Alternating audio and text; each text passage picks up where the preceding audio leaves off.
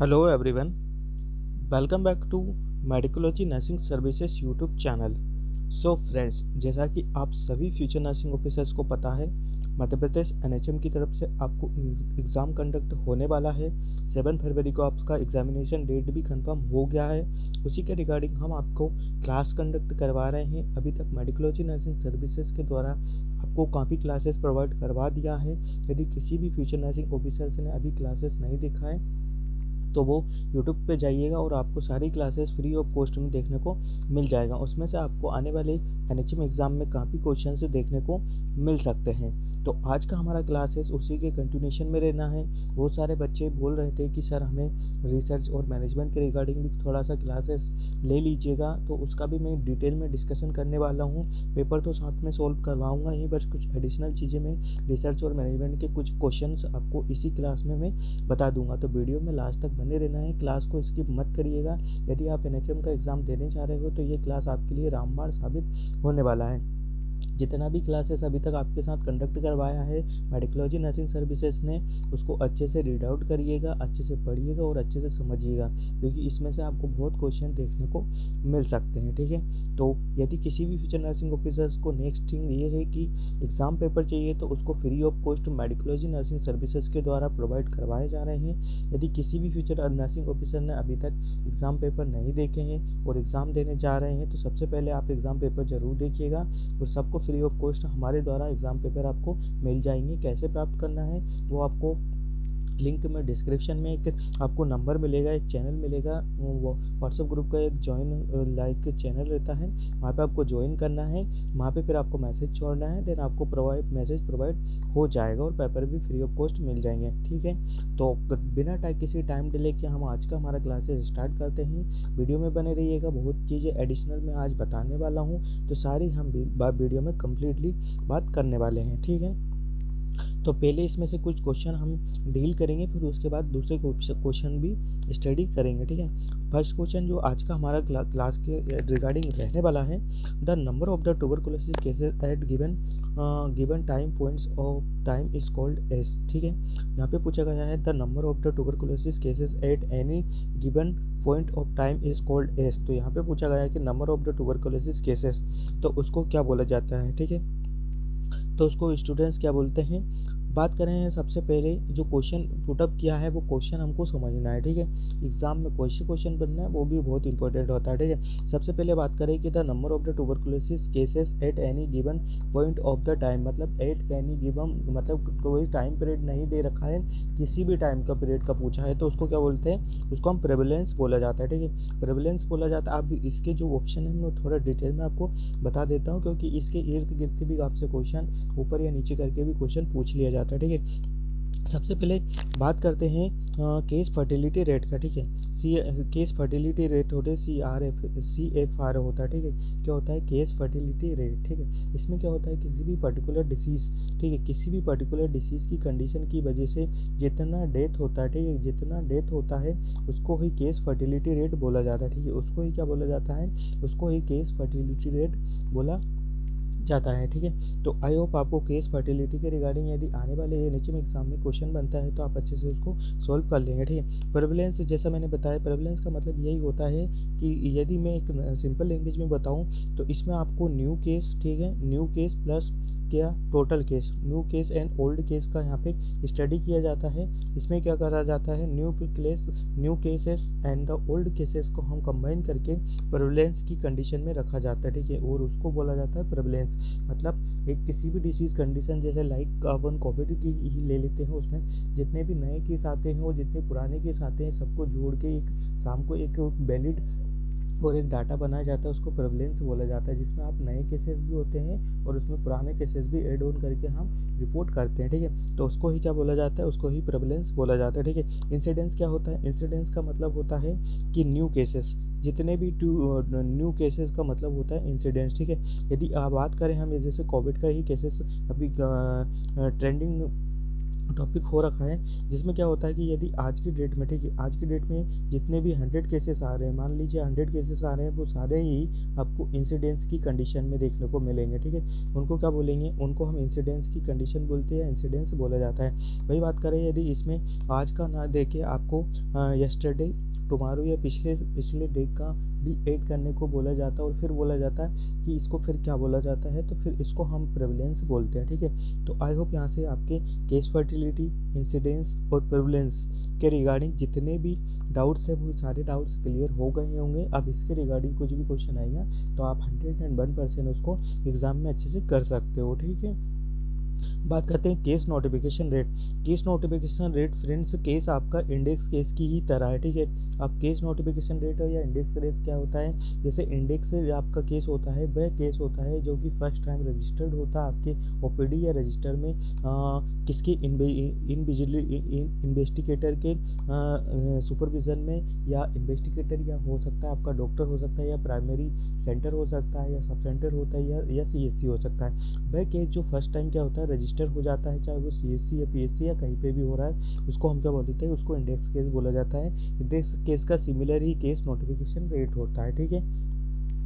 तो I hope आपको यहाँ से कम 10 से 15 एमसीक्यू आपके यहाँ पे सोल्व हो गए होंगे, जो कि आने वाले एनएचएम एग्ज़ाम में आपको काफ़ी बेनिफिशियल रहने वाले हैं, ठीक है। अब बात करते हैं हम 61 नंबर के क्वेश्चन का। क्या पूछा था, इंपॉर्टेंट यह थिंक होता है आपकी एग्ज़ाम में कितने अच्छे से क्वेश्चन अटेंड करते हो, उसको कितने अच्छे से आप रीड आउट करते हो, देन उसको समझते हो और फिर अपने आंसर पुटअप करते हो, ठीक है। तो यही चीज़ें मैं आपको बार बार बता रहा हूँ, इसीलिए बार बार आपको एग्ज़ाम पेपर सोल्व करवा रहा हूँ, क्योंकि एग्ज़ाम पेपर तो मैं रीड आउट करके भी बता सकता हूँ, बट क्या है कि हर एक चीज़ आपको बताना बहुत ही इंपॉर्टेंट है, ठीक है। नेक्स्ट क्वेश्चन है, the objective of the school health services program are all the following except. तो अगेन एक्सेप्ट और एक्सपेक्ट के क्वेश्चन यहाँ पे बहुत ही स्ट्राइक कर रहे हैं, बार बार पूछे जा रहे हैं। यह पैटर्न एनएचएम ने पिछली बार बहुत अपनाया हुआ था, ठीक है। तो यहाँ पे पूछा गया है कि सारे ही ऑब्जेक्टिव है स्कूल हेल्थ प्रोग्राम के, बट किसी एक कंडीशन को छोड़ के वो स्कूल हेल्थ प्रोग्राम की कंडीशन में अप्लाई नहीं होता है, या कहें तो हम वो ऑब्जेक्ट नहीं होता है, ठीक है। तो बात करें हम, सबसे फर्स्ट वाला ऑप्शन है promotion of the positive health, ठीक है। तो promotion of the positive health एक जो ऑब्जेक्टिव होता है वो आपके स्कूल हेल्थ प्रोग्राम के अंडर में आता है, ठीक है। प्रिवेंशन ऑफ द डिजीज़, बिल्कुल ही प्रिवेंशन ऑफ द डिसीज़, यदि हम स्कूल हेल्थ प्रोग्राम कर रहे हैं तो उनको अवेयर करवाएंगे about the disease condition, about the prevention, about the जो भी डिसीज़ कंडीशन पर्टिकुलर होती है उसके बारे में, ठीक है। Provision of the healthful environment, ये बिल्कुल करेंगे, क्योंकि हेल्थफुल इन्वायरमेंट नहीं करेंगे तो आपका जो स्कूल होगा उसमें अच्छी तरीके से क्या होगा कि एजुकेशन वगैरह हेल्थ के रिगार्डिंग नहीं होगा, ठीक है। ट्रीटिंग कम्युनिकेबल डिसीज़, ठीक है। हेल्थ स्कूल प्रोग्राम का कभी भी ऑब्जेक्टिव नहीं होता है कि वो ट्रीटिंग करे, मतलब वो ट्रीट करे किसका, कम्युनिकेबल डिसीज़ का, तो ठीक है। ये वाला जो ऑप्शन है यहाँ पे कट हो जाता है, और इसके अकॉर्डिंग आपका ऑटोमेटिकली जो आंसर जनरेट होता है वो आंसर आपका ट्रीटिंग कम्युनिकेबल डिसीज़ रहने वाला है, ठीक है। तो आई होप आपको समझ में आ गया होगा कि हमको कैसे आंसर को फाइंड आउट करना होता है। सबसे पहले स्टूडेंट आपको क्या करना है, सबसे पहले एलिमिनेशन टेक्निक यूज़ करना है। हर एक क्लास में हमेशा मैं बताता हूँ, क्योंकि आप लोग हमेशा यही गलती करते हैं, ठीक है। सबसे पहले एलिमिनेशन टेक्निक यूज़ करेंगे, जिसकी वजह से क्या होगा कि आपको जो ऑप्शंस नहीं नज़र आ रहे हैं, या ऑप्शन आपसे जो क्वेश्चन पूछा गया है उससे रिलेवेंट नहीं है, उसको बाहर कर दीजिए, ठीक है। मान लीजिए आपने एक क्वेश्चन बाहर कर दिया तो आपके 3 ऑप्शन बचेंगे, फिर आपने एक क्वेश्चन बाहर कर दिया तो फिर आपके 2 ऑप्शन बचेंगे, और फिर मान लो आपने दोनों ऑप्शन में से एक बाहर कर दिया तो एक बचेगा, और ऑटोमेटिकली वही आपका आंसर हो जाना है, ठीक है। तो आई होप इस तरीके से या इस पैटर्न से आप एमसीक्यू सोल्व करेंगे तो 100% मेरा गारंटी है कि आपके एमसीक्यू का भी गलत नहीं होने वाले, ठीक है। तो आई होप आपको ये चीज़ें समझ में आ गई होगी, ठीक है। अब बात करते हैं हम किसका, बात करते हैं हम नेक्स्ट नंबर के क्वेश्चन का, ठीक है। तो नेक्स्ट नंबर का क्वेश्चन क्या है, अच्छे से रीड आउट करिएगा, बहुत ही इंपॉर्टेंट क्वेश्चन है, यूनिवर्सल एमसीक्यू है ये, हमेशा ही किसी भी एग्जाम में पूछा ही जाता है, आईसीडीएस के रिगार्डिंग क्वेश्चन है। तो the beneficiaries of ICDS program all of the following except, तो यहाँ पे पूछा गया है कि सारे ही बेनिफिशियरीज है आईसीडीएस प्रोग्राम के, बट किसी एक को छोड़ गए, ठीक है। यहाँ अगेन देखो, अगेन क्या हुआ है, एक्सेप्ट का क्वेश्चन पूछ लिया गया है। तो यह पैटर्न बहुत ही इंपॉर्टेंट है, इसको समझना आप लोगों के लिए भी बहुत इंपॉर्टेंट है। इसी की बेसिस पे बहुत सारे एनएचएम में क्वेश्चन बने हैं, इस बार तो बने हैं। ठीक है, तो बात करते हैं हम बेनिफिशियरी आईसीडीएस के क्या है। तो सबसे पहले बात कर लेते हैं आईसीडीएस क्या होता है। ठीक है, आईसीडीएस होता है इंटीग्रेटेड चाइल्ड डेवलपमेंट स्कीम। ठीक है, आईसीडीएस क्या होता है, इंटीग्रेटेड चाइल्ड डेवलपमेंट स्कीम। कभी कभी इसके रिगार्डिंग एक क्वेश्चन बनता है कि आईसीडीएस का फुल फॉर्म क्या होता है। ठीक है, कभी कभी स्कीम ना देके आपको सर्विस दे दिया जाएगा, बट यदि आपको पता है कि हाँ एस का मतलब होता है सर्विस और आई का मतलब होता है इंटीग्रेटेड और सी का मतलब होता है child, D for development, S for scheme. ठीक है, तो ये रहने वाला, ये कब आया था 1975 में। ये भी ध्यान देने वाली बात होती है, कभी कभी आपसे सॉरी ईयर से पूछ लिए जाते हैं कि आईसीडीएस जो प्रोग्राम होता है वो कब यहाँ पे लॉन्च हुआ था। ठीक है, तो 1975 में ये आईसीडीएस प्रोग्राम यहाँ पे लॉन्च हुआ था। ठीक है, अब हमारे ऑप्शन का बात करते हैं कि ऑप्शन के रिगार्डिंग क्या ऑप्शन यहाँ पे पुटअप है। प्री स्कूल चिल्ड्रन से बिलो 6 ईयर। ठीक है, तो ये आईसीडीएस के रिगार्डिंग प्री स्कूल चिल्ड्रन और 6 ईयर के चिल्ड्रन को हमेशा इसको बेनिफिशरीज में माना जाता है। ठीक है, एडोलसेंट गर्ल को भी माना जाता है, जो गर्ल से 16 से साल के अंडर में आती हैं, तो वो आईसीडीएस के बेनिफिशरीज की अंडर में आते हैं। ठीक है, pregnant and the lactating women, तो ऑब्वियसली इसमें भी नर्सिंग मदर्स को भी रखा जाता है, प्रेग्नेंट लेडीज़ को भी रखा जाता है और लैक्टेटिंग मदर्स को भी यहाँ पे आईसीडीएस की कंडीशन में रखा जाता है। ठीक है, बट बात करें old age women and the various chronicle alignments, तो इस कंडीशन में इसको कभी नहीं रखा जाता है। ओल्ड एज वुमेन है, यदि ओल्ड एज वुमेन है तो उनको हम इस आईसीडीएस का जो प्रोग्राम होता है उसका जो रूल्स एंड रेगुलेशन बोलता है और उसके बेनिफिशरीज में कभी भी old women and the various chronicle disease की कंडीशन को कभी भी यहाँ पे बढ़ावा नहीं दिया जाता है। तो यह चीज़ें हैं, आपको अच्छे से समझना है कि किस टाइप से आपको एमसीक्यू पूछे जाते हैं और किस टाइप से आपको उनको एलिमिनेट करके अपने आंसर को फाइंड आउट करना होता है। ठीक है, तो आई होप आपको समझ में आ गया होगा कि किस टाइप से आपसे एमसीक्यू पूछे जाते हैं। ठीक है, बात करते हैं हम नेक्स्ट का कि नेक्स्ट क्या रहने वाला है। Which of the following vitamin is lost from rice during the process of the milling. ठीक है, तो यहाँ पे पूछा गया है which of the following vitamin is lost from rice during the process of the milling. ठीक है, तो उसके लिए जो राइट वन आंसर देखने को मिलेगा। ठीक है, which of the following vitamin is lost from rice, कौन सा विटामिन है कि जो रोस्ट हो जाता है, मतलब ख़राब हो जाता है राइस से during the process of the milling के टाइम पे। ठीक है, तो उसके लिए राइट वन आंसर क्या थायमिन रहेगा, या second one option is a riboflavin, third one option is a niacin, या fourth one option is a tocopherol. ठीक है, तो बात करते हैं हम यदि ऑप्शन के अकॉर्डिंग यदि बात करें तो टोकोफेरल आपको पता ही होगा कि विटामिन डी को बोला जाता है। ठीक है ठीक है, कैल्सीफेरोल, टोकोफेरोल आपने सुन के रखा होगा, ये विटामिन डी की डेफिशिएंसी से आपकी बॉडी में अराइज कंडीशन हो जाता है। ठीक है, अच्छे से ध्यान रखना है किसकी कमी से होता है, तो विटामिन डी की कमी से आपको टोकोफेरल वगैरह ये चीज़ें देखने को मिलती है। ठीक है, और ये किसके द्वारा हमारी बॉडी में एक्टिव होता है। ठीक है, नॉन एक्टिव फॉर्म में रहता है, बॉडी के द्वारा जो हमारे को सनलाइट मिलता है उसकी वजह से बॉडी में एंजाइमेटिक रिएक्शन होता है, देन आपका टोकोफेरोल रिलीज होकर आपकी एंजाइमेटिक रिएक्शन से आपकी बॉडी में यूजफुल होता है। ठीक है, तो ये चीज़ें आपको ध्यान रखना है। ठीक है, बात करें नियासिन। ठीक है जो नियासिन होता है वो किसकी कमी से देखने को मिलता है, तो नियासिन होता है स्टूडेंट्स विटामिन डी की कमी विटामिन B3 की कमी से देखने को मिलता है। ठीक है, अच्छे से ध्यान देना है, न्यूट्रिशन के रिगार्डिंग एक ना एक आने वाले एग्जाम में एनएचएम में आपसे क्वेश्चन जरूर पूछा जाएगा, तो आई होप आप ये अच्छे से समझ लेना क्योंकि बहुत ही इंपॉर्टेंट होने वाला है। ठीक है, नियासिन किसकी कमी से होता है, तो विटामिन B3 की कमी से होता है। इसमें जो ट्राइड सिस्टम आपसे हमेशा ही पूछा जाता है। ठीक है, ट्राइड सिस्टम का मतलब होता है कि 3 सिस्टम आपको एक साथ देखने को मिलते हैं। ठीक है, कितने सिम्टम्स देखने को मिलते हैं, तो 3 सिम्टम्स आपको एक साथ देखने को मिलते हैं, उसको हम ट्राइड बोला जाता है। ठीक है, सबसे पहले क्या होता है, प्लेग्रा देखने को मिलता है। ठीक है, इसमें डेमेंशिया देखने को मिलेगा, फिर डर्मेटाइटिस देखने को मिलेगा। तो ये साइन आपसे पूछे जाते हैं अकॉर्डिंग टू क्वेश्चन, कभी कभी क्वेश्चन बना के पूछ लिया जाता है कि बीच बना the sign of the thiamine except करके ये क्वेश्चन बना के पूछ लिया जाएगा।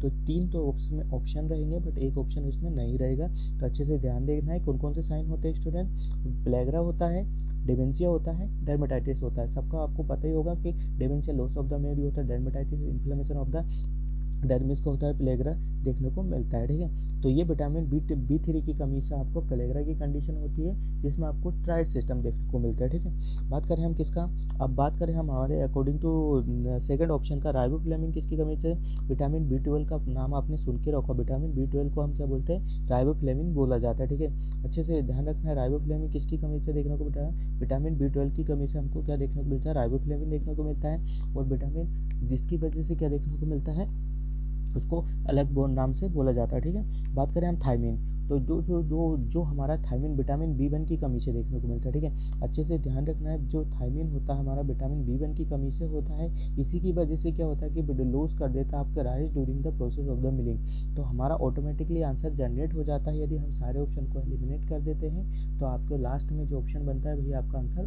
हो जाता है, ठीक है। क्या हो जाता है, लास्ट में जो बचता है वही आपका आंसर हो जाता है, ठीक है।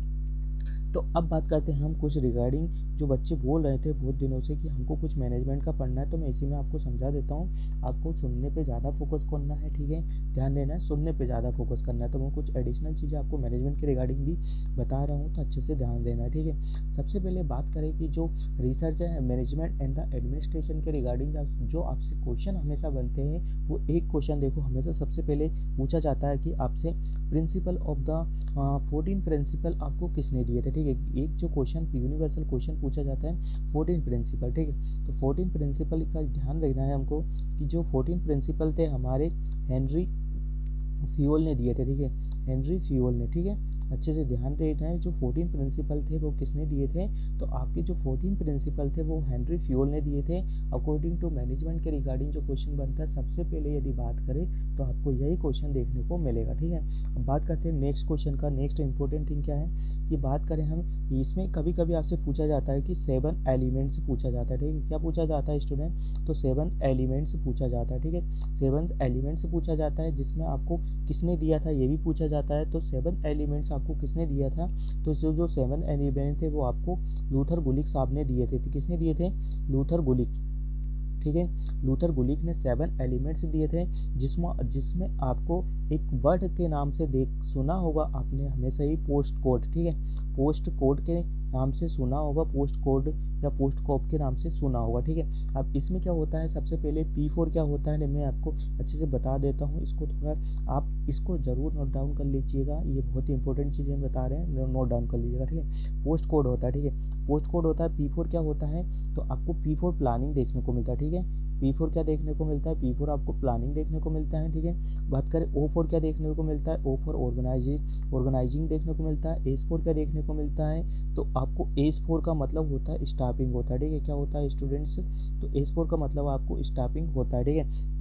बात करें हम D4, तो D4 का मतलब होता है आपका डायरेक्टिंग, ठीक है। क्या होता है, D4 का मतलब होता है डायरेक्टिंग होता है। C का मतलब होता है CO साथ में आता है, ठीक है। CO किस में आता है, साथ में आता है, तो इसका कोऑर्डिनेटिंग होता है, ठीक है। क्या होता है, कोऑर्डिनेटिंग होता है।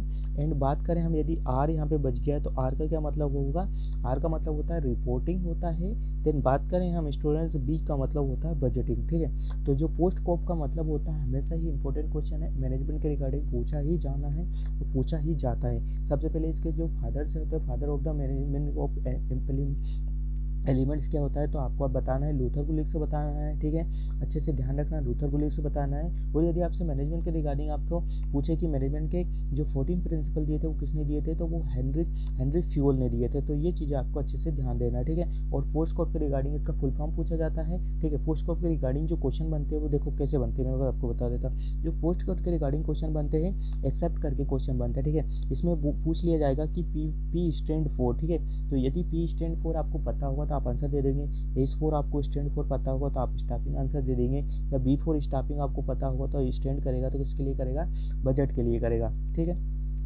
तो ये चीज़ें आपको अच्छे से पता हो जानी चाहिए कि किस टाइप से क्या क्वेश्चन आपसे बनता है और किस टाइप से क्वेश्चन नहीं बनता है। अकॉर्डिंग टू इसमें ज़्यादा ऑप्शन में नहीं होता है, ठीक है। इसी टाइप से आपसे क्वेश्चन पूछा जाता है, ठीक है। इसी टाइप से आपसे मैनेजमेंट के रिगार्डिंग तो क्वेश्चन इसी टाइप से पूछे जाने वाले हैं। तो आई होप आपको मैनेजमेंट के रिगार्डिंग जो क्वेश्चन मैंने आपको अभी हाल ही में बताए हैं वो आपको समझ में आ गया होगा, ठीक है। एक और क्वेश्चन कभी कभी बनता है BED करके, ठीक है। क्या होता है, BED करके होता है, जिसका कभी कभी फुल फॉर्म आपसे पूछ लिया जाता है, जिसका फुल फॉर्म होता है वाइटल एसेंशियल एंड डिज़ायरेबल, ठीक है, वाइटल, एसेंशियल एंड डिज़ायरेबल, ठीक है। इसमें क्या होता है, इसमें हम स्टॉक वाला अगर आइटम क्लासीफाई करते हैं अकॉर्डिंग टू हमारी डिज़ायरेबल नीड के अकॉर्डिंग, हम जो भी जितने भी नीडेड आइटम होते हैं उनको हम क्या करते हैं अकॉर्डिंग टू कैटेगरी उसको डिवाइडेड कर देते हैं और उसके अकॉर्डिंग हम उसको यूज़ किया जाता है, ठीक है। तो कभी कभी एक और, ठीक है, ये BED हो गया, ठीक है, इंपॉर्टेंट चीज़ें बता रहे हैं, नोट डाउन कर लीजिएगा, फिर बाद में मत बोलिएगा कि इंपॉर्टेंट चीज़ें नहीं बताई सर आपने, ठीक है। बाद में ABC का मतलब होता है, अच्छे से पता होगा कि ABC एनालिसिस होता है, ठीक है। क्या होता है, ABC एनालिसिस होता है, जिसमें हम A B C कैटेगरी का हम क्लासीफाई करते हैं आइटम को एंड उसका वैल्यू कॉस्ट के अकॉर्डिंग उसको मेजर किया जाता है, ठीक है। कैश के वैल्यू के अकॉर्डिंग उसको मेजर किया जाता है। A आइटम होता है, B आइटम होता है और C आइटम होता है, ठीक है। ये किस में हेल्प करता है, हमको सेग्रीगेटिंग करता है, किसको सेग्रीगेटिंग करता है, हमारे आइटम्स को, ताकि मिक्सअप ना हो, ठीक है। रिप्रेजेंट करता है, देखो सबसे पहले जो होता है हमारा, इसमें मैं थोड़ा डिटेल में इसलिए बता रहा हूँ कि इंपॉर्टेंट चीज़ होती है। जो ए आइटम होता है हमारा, जो हॉस्पिटल रिगार्डिंग जितने भी चीज़ें होती है, ये आइटम किसको रिप्रेजेंट करता है, तो हाई कॉस्ट को रिप्रेजेंट करता है, किसको करता है, तो ये हाई कॉस्ट को रिप्रेजेंट करता है, ठीक है। बी जो आइटम होता है हमारा किसको रिप्रेजेंट करता है, तो लो कॉस्ट या इंटरमीडिएट कॉस्ट को रिप्रेजेंट करता है, ठीक है। हाई कॉस्ट से थोड़ा सा लो बजट वाला उसको करता है, ठीक है। बात करें हम सी का, ठीक है, तो सी हमेशा किसको करता है, लो कॉस्ट को करता है। तो कभी कभी यदि आपसे पर्टिकुलर कॉस्ट के रिगार्डिंग या पर्टिकुलर ABC में से पर्टिकुलर स्टैंड करके या डिटर्मिनेंट करके पूछा जाता है, तो इसमें से आप क्या कर सकते हैं, अपना आंसर पुटअप कर सकते हैं, ठीक है। तो आई होप आपको मैनेजमेंट के रिगार्डिंग जो क्वेश्चंस बताए थे वो आपको समझ में आ गए होंगे, ठीक है। अब बात करते हैं कुछ जो इंपॉर्टेंट चीज़ें होती हैं, मैं आपको बता रहा हूँ, अच्छे से ध्यान देना है। अब इसमें मैं आपको चीज़ें बताने वाला हूँ वो कहीं भी आपको नहीं मिलने वाला है, ठीक है। बात करते हैं हम, अब सबसे पहले बात करते हैं, यदि 200 बेड का हॉस्पिटल होता है तो उसमें नर्सिंग सुपरिटेंडेंट कितना होता है, ठीक है। यदि बात करें हम 200 बेड का आपके हॉस्पिटल है तो उसमें आपको एक नर्सिंग सुपरिटेंडेंट जरूर ही देखने को मिलेगा, ठीक है। और उसमें कितना देखने को मिलेगा, यदि 300 बेड का हॉस्पिटल है तो 300 बेड के हॉस्पिटल में आपको एक डिप्टी सुपरिटेंडेंट नर्सिंग ऑफिसर से जरूर देखने को मिलेगा, ठीक है।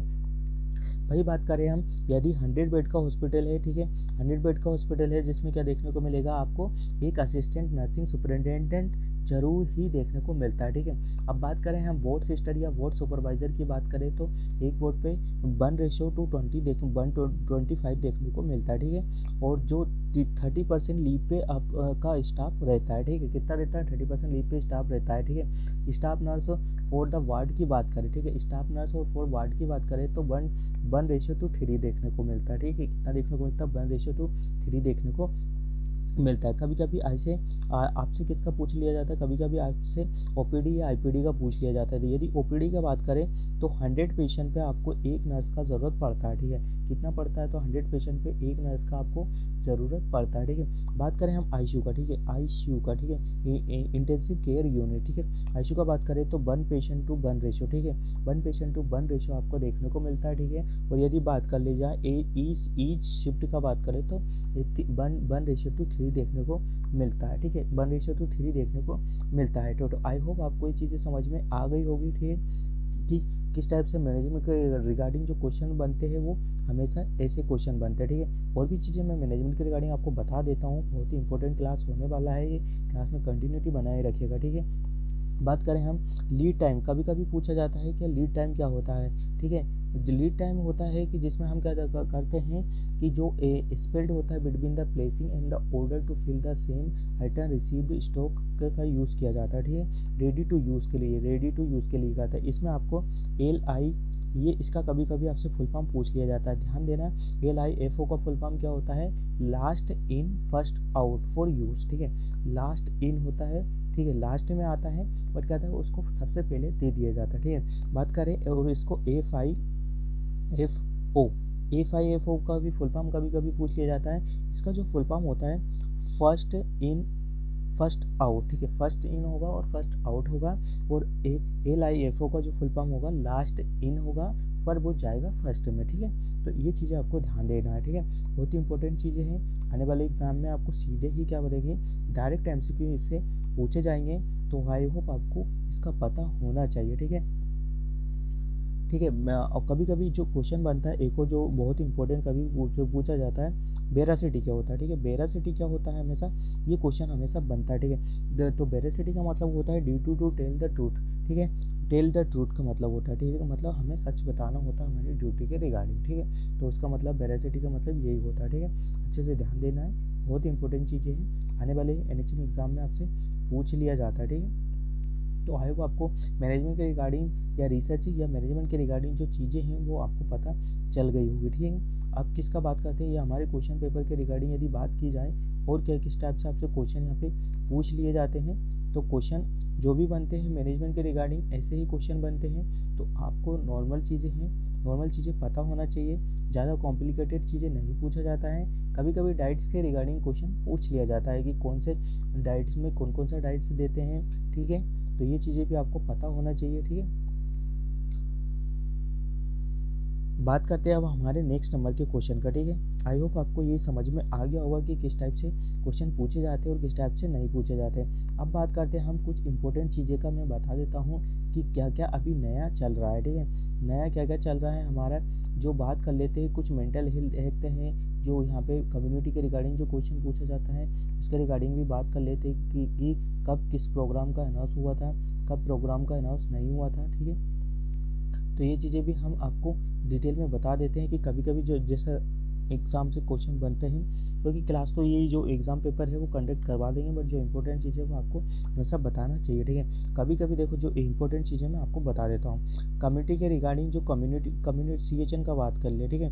CHN का बात करें तो उसमें आपसे कम्युनिटी के रिगार्डिंग क्वेश्चन पूछे जाते हैं, ठीक है। कभी कभी कम्युनिटी के रिगार्डिंग कौन से क्वेश्चन पूछे जाते हैं, तो ईयर वाइज क्वेश्चन पूछे जाते हैं, ठीक है, कि कौन सी ईयर में कौन सा कमेटी आपको इस्टेब्लिशमेंट देखने को मिला था। तो सबसे पहले जो कमेटी आता है आपका भोरे कमेटी आता है, ठीक है। भोरे कमेटी आता है, इसको हम health survey and the development committee भी बोला जाता है, ठीक है। Health survey and development committee, ठीक है। Health survey and development committee भी बोला जाता है। 1946 में भोरे कमेटी आया था, ठीक है। देन बात करें हम नेक्स्ट जो कमेटी होता है वो कौन सा होता है, सेकंड वाला भोरे कमेटी हो गया। देन बात करते हैं हम मुदालियर कमेटी, ठीक है। मुदालियर कमेटी होता है, मुदालियर कमेटी कब आया था, तो 1962 में हमको देखने को मिला था। इसको क्या बोला जाता है, तो इसको बोलते हैं health survey and the planning committee, ठीक है। Health survey and planning committee इसको बोला जाता है, ठीक है। इसको क्या बोला जाता है, health survey and the planning committee बोला जाता है। इसमें और बात करेंगे इसमें क्या क्या देखने को मिलता है, तो इसमें आपको recommended by the Chadha committee, ठीक है। ये किसके द्वारा रिकमेंडेड किया गया था, तो चड्डा कमेटी के द्वारा यहाँ पे इसको रिकमेंडेड किया था। 1 हेल्थ वर्कर फॉर द 10,000 की पॉपुलेशन पे एक हेल्थ वर्कर किसके का चड्डा कमेटी के द्वारा रिकमेंडेड किया गया था, ठीक है। इंपॉर्टेंट चीज़ें कुछ कुछ जो नोटिस है जो आपको पता होना चाहिए, ठीक है। बात करें हम नेक्स्ट वन का, करतार सिंह कमेटी, ठीक है। करतार सिंह कमेटी, ठीक है। करतार सिंह कमेटी है वो 1973 में आया था, ठीक है। किसमें आया था, करतार सिंह कमेटी 1973 में आपको देखने को मिला था, ठीक है। और बात करें हम इसमें क्या क्या चीज़ें देखने को मिलती है, तो करतार सिंह कमेटी में आपको कन्वर्ट किया था मल्टीपर्पज़ हेल्थ वर्कर को, ठीक है। किसमें किया था, मल्टी हेल्थ वर्कर्स को इसमें कन्वर्ट किया था, ठीक है। बात करें रूरल हेल्थ स्कीम भी इसमें किसने दिया था, श्रीवास्तव कमेटी ने। जो श्रीवास्तव कमेटी है, श्रीवास्तव कमेटी किसने दिया था, तो श्रीवास्तव जो कमेटी है उसमें हमने रूरल हेल्थ के रिगार्डिंग जो हेल्थ स्कीम स्टार्ट हुआ था वो श्रीवास्तव कमेटी ने स्टार्ट किया था, ठीक है। किसने किया था, तो उसको श्रीवास्तव कम्युनिटी ने स्टार्ट किया था, ठीक है। तो आई होप इसके रिगार्डिंग में आपको ये चीज़ें समझ में आ गई होगी।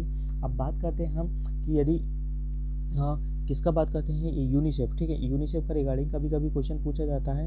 यूनिसेफ का मतलब क्या होता है, ठीक है। यूनिसेफ का मतलब होता है आपसे, यूनिसेफ का मतलब होता है United nation international child emergency fund, ठीक है। एक बार और अच्छे से पढ़िएगा, United nation international emergency fund, ठीक है। ये कब इस्टेब्लिशमेंट हुआ था, 1946 में, ठीक है। कब हुआ था, तो ये स्टूडेंट्स हुआ था 1946 में हमको देखने को मिला था, ठीक है। तो आई होप इसके रिगार्डिंग में आपको जो क्वेश्चन बनते हैं वो अच्छे से डील हो गए होंगे, ठीक है। अब बात करते हैं कुछ कुछ जो इम्पोर्टेंट क्वेश्चन होते हैं कि वो किस में देखने को मिला था। तो हमारे क्वेश्चन पेपर की ओर आते हैं हम कि क्वेश्चन पेपर में क्या क्या चीज़ें हम पढ़ रहे थे, ठीक है। तो ये कुछ एडिशनल चीज़ें थी जो आपको पता होना चाहिए, ठीक है। अब बात करते हैं हम किसका, नेक्स्ट वन क्वेश्चन का, 64 नंबर का जो क्वेश्चन है वो क्या पूछा गया था, which type of the disease is malaria, ठीक है। तो यहाँ पे पूछा गया है कि मलेरिया कौन सी टाइप्स का डिसीज़ है, ठीक है।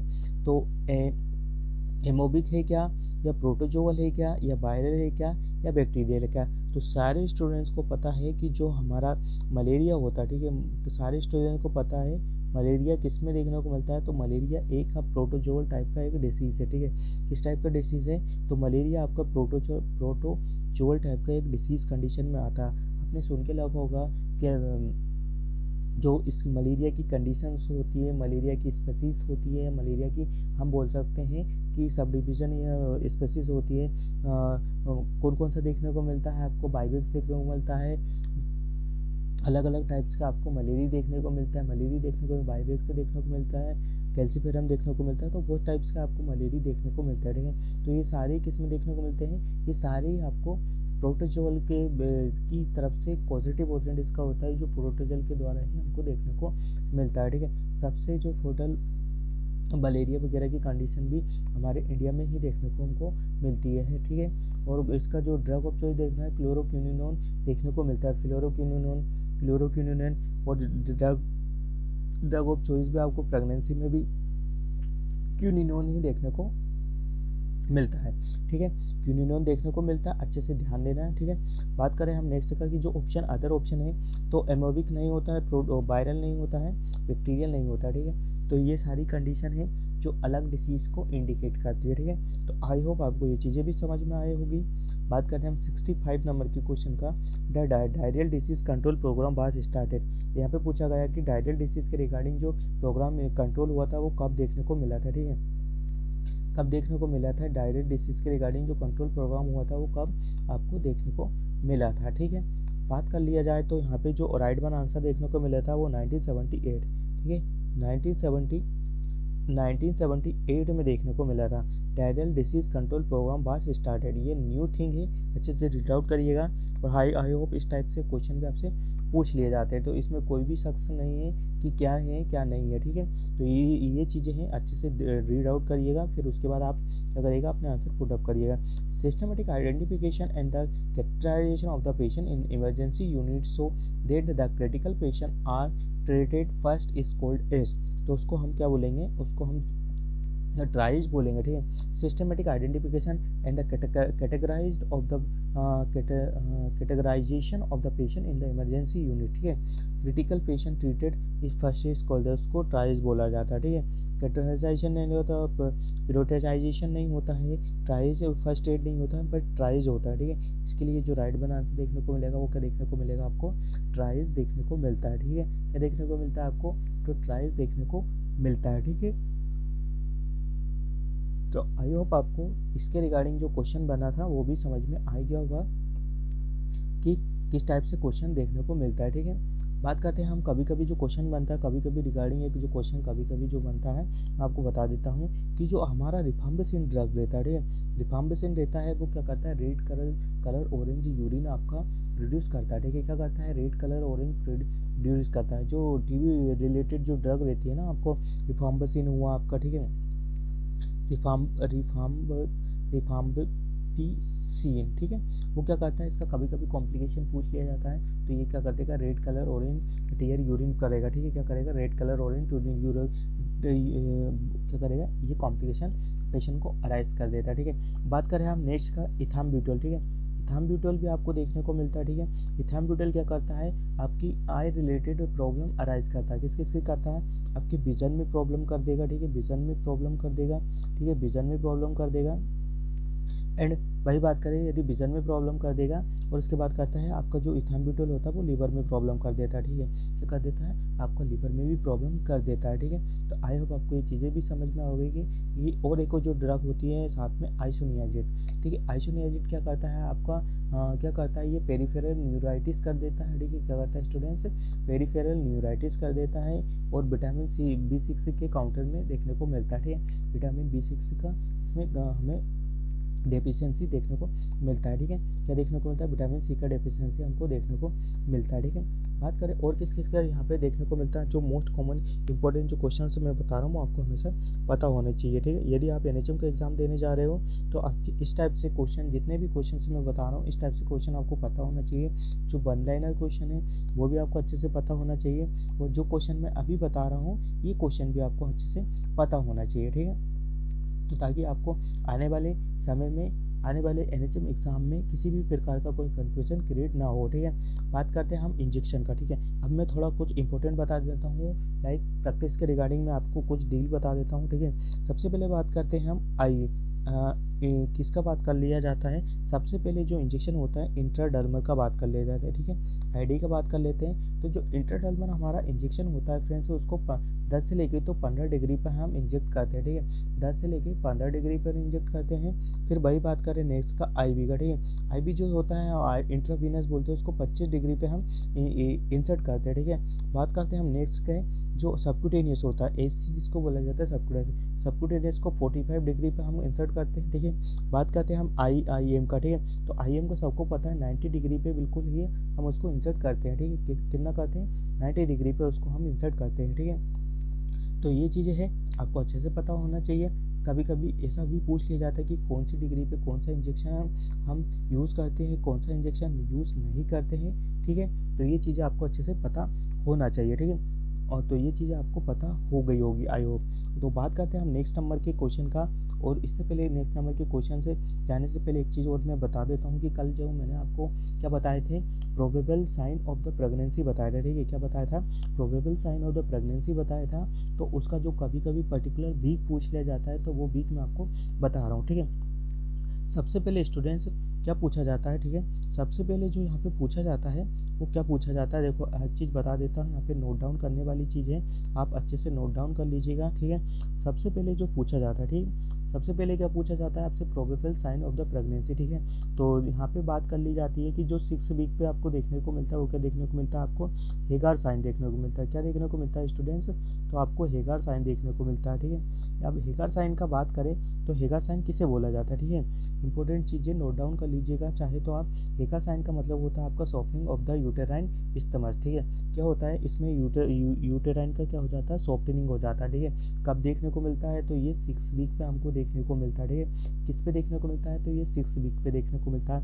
तो आए वो आपको समझ में आ गया होगा, जो हेगार साइन होता है हमारा वो सॉफ्टनिंग ऑफ द यूट्रस में देखने को मिलता है। यूटेराइन कैविटी का सॉफ्टनिंग होगा तो आपको हेगार साइन देखने को मिलेगा। ठीक है, वही बात करते हैं हम नेक्स्ट साइन का। ठीक है, हेगार साइन हो गया आपका, नेक्स्ट साइन का बात कर लेते हैं हम गुडेल साइन। ठीक है, क्या देखते हैं, गुडेल साइन आपको देखने को मिलता है। ठीक है, क्या देखने को मिलता है, गुडेल साइन। ठीक है, गुडेल साइन देखने को मिलता है आपको हमेशा ही ध्यान देना है, ऑडियो पे ज़्यादा फोकस करना है। ठीक है, तो गुडेल साइन होता है, इसमें क्या देखने को मिलता है, गुडेल साइन में होता है सॉफ्टनिंग ऑफ द सर्विक्स। ठीक है, इसमें क्या हो जाता है आपके सर्विक्स का क्या हो जाता है, सॉफ्टनिंग हो जाता है। ये भी कब देखने को मिलता है, तो ये भी आपको 6 वीक ऑफ द प्रेगनेंसी में देखने को मिलता है। ठीक है, कितने में देखने को मिलता है, तो 6 वीक ऑफ द प्रेगनेंसी में आपका गुडेल साइन भी देखने को मिलता है। ठीक है, अब बात करते हैं नेक्स्ट प्रोबेबल साइन का कौन सा है, तो नेक्स्ट प्रोबेबल साइन है आपका चैडविक साइन, या उसको जैकमार साइन भी बोला जाता है। ठीक है, तो चैडविक साइन होता है आपका, इसको चैडविक साइन भी बोलते हैं, या बात करें जैकमार साइन भी बोलते हैं। इसमें क्या होता है, bluish discolouration of the vulva and the vagina. ठीक है,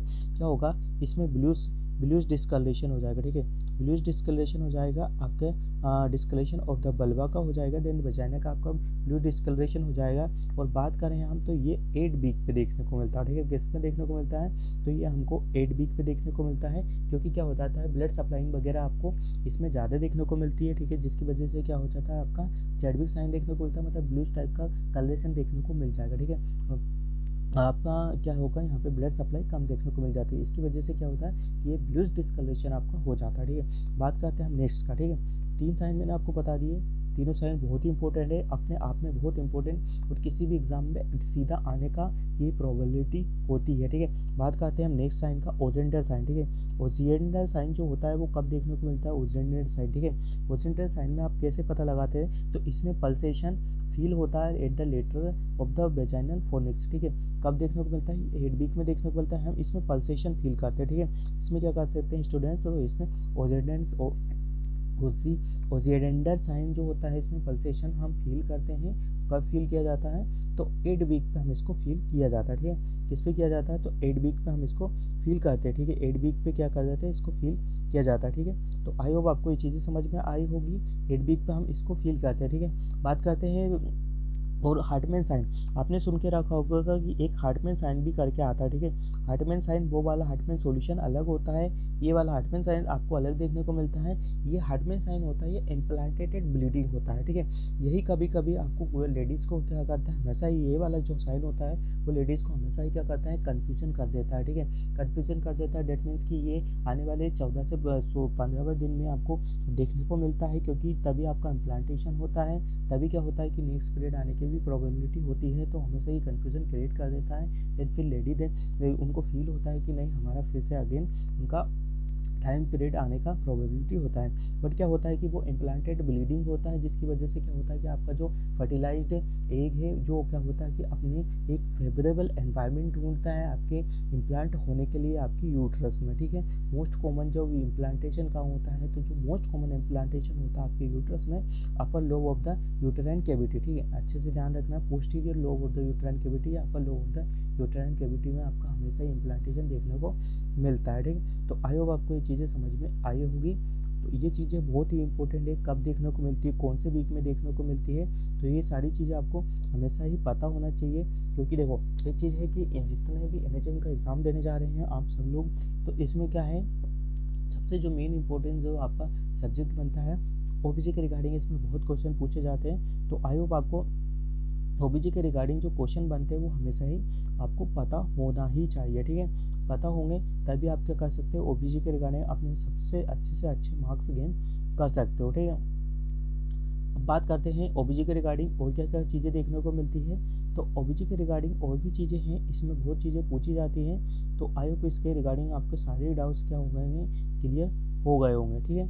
बात करते हैं और किस किस का।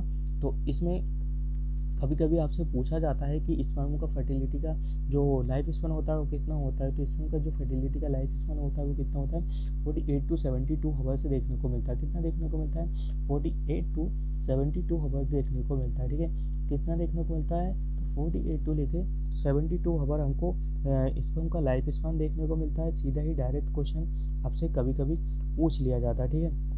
और क्या क्या पूछ लिया जाता है, मेन चीज़ें बता देता हूँ। और एक होता है आपका हेल्प सिंड्रोम, ठीक है।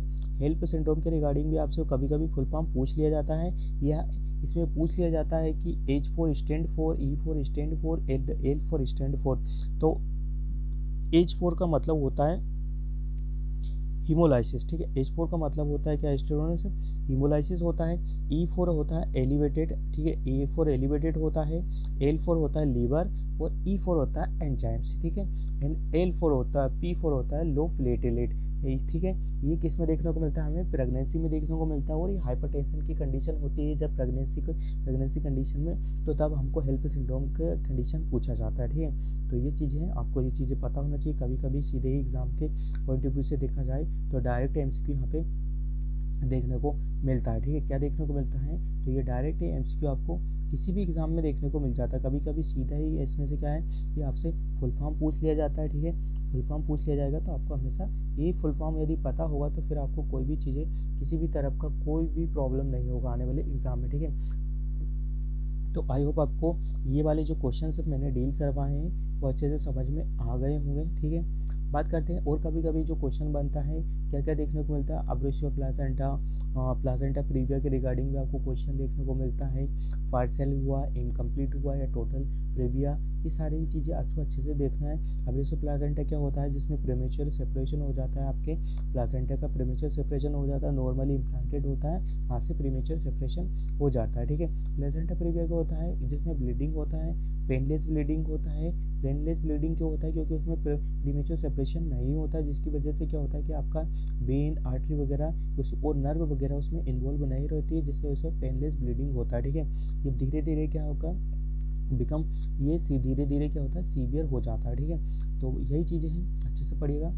आने वाले जो एनएचएम एग्ज़ाम है वो आपको सडनली ही देखने को मिल रहा है, क्योंकि 7 फेब को ही आपका एग्ज़ाम कंडक्ट हो जाएगा, ठीक है। कब हो जाएगा, 17 फेब को ही आपका एग्ज़ाम हो जाएगा, बिना किसी टाइम डिले के और बिना किसी कैंसिलेशन के एग्ज़ाम आपका हो जाएगा, ठीक है। तो आई होप आपको हमारा जो आज का क्लासेस है, मैंने इसमें बहुत सारी चीज़ें आपको एडिशनल पॉइंट ऑफ व्यू के तरीके आपको बताई है, ताकि आपको जितने भी एग्ज़ाम हैं उसके रिगार्डिंग तो पता चले ही, पर साथ में जो मोस्ट इम्पोर्टेंट चीज़ें हैं कभी कभी जो सीधे ही एग्ज़ाम में पूछी जाती है, 1 लाइनर क्वेश्चन हुआ, चाहे 2nd लाइनर क्वेश्चन हुआ, या चाहे बात करें हम 4th लाइन क्वेश्चन हुआ, ठीक है। तो ये सीधे एग्ज़ाम में डायरेक्ट स्ट्राइक करते हैं, तो ये चीज़ें आपको हमेशा पता होना चाहिए, ठीक है। तो आई होप आपको हमारा आज का क्लासेस समझ में आया होगा। यदि आपको क्लासेस समझ में आया है, ठीक है, क्या स्टूडेंट्स, यदि आपको क्लासेस समझ में आया है तो हमारा क्लासेस का रिव्यू ज़रूर लिखिएगा और अपने फ्रेंड सर्कल में ज़रूर क्लासेस को शेयर कर दीजिएगा, ताकि आने वाले दिनों में, ठीक है, आप ऐसे ही NHM क्लासेस जो हम अपडेट करते हैं वो सीधे ही आपके मोबाइल फ़ोन पे पहुंच जाए, ठीक है। तो मिलते हैं एक न्यू क्लास के साथ, न्यू अपडेट के साथ। जब तक आपको पॉजिटिव इन्वायरमेंट में रह के पॉजिटिव एटीट्यूड के साथ अच्छे से स्टडी करना है, ठीक है, मेंटल हेल्थ को ख़राब नहीं करना है और साथ में फिजिकल हेल्थ को भी ख़राब नहीं करना है, ठीक है, क्योंकि एग्ज़ाम आपके लिए बहुत ही सर्वोपरि है। तो एग्ज़ाम देने के लिए और एग्ज़ाम को प्रिपेयर करने के लिए आप जी जान से मेहनत करिएगा, ठीक है। तो ऐसी ही क्लासेस पाने के लिए आप मेडिकोलॉजी नर्सिंग सर्विसेज के यूट्यूब चैनल को सब्सक्राइब कर लीजिएगा, बेल आइकन को प्रेस कर लीजिएगा, और जितने भी फ्यूचर नर्सिंग ऑफिसर्स हैं, जितने भी अभी 2019 का बात कर लूँ, 2020 का बात कर ले, 2021 का, 2022 का, जितने भी NHM के द्वारा पेपर कंडक्ट करवाए गए हैं मध्य प्रदेश सरकार के द्वारा, सारे paper free of cost Medicology nursing services के द्वारा आप सभी लोगों को प्रोवाइड करवाए हैं। आपको क्या करना है, वीडियो के नीचे डिस्क्रिप्शन में जाना है, वहाँ पे हमारा व्हाट्सएप ग्रुप का एक चैनल दिखेगा, उसको ज्वाइन करना है, फिर वहाँ पे आपको पेपर अवेलेबल हो जाएंगे, ठीक है। तो इस तरीके से आप पेपर भी पा सकते हो। तो मेडिकोलॉजी नर्सिंग सर्विसेज के पास सारी ही फैसिलिटीज़ है आप सभी लोगों को सिलेक्ट करवाने के लिए।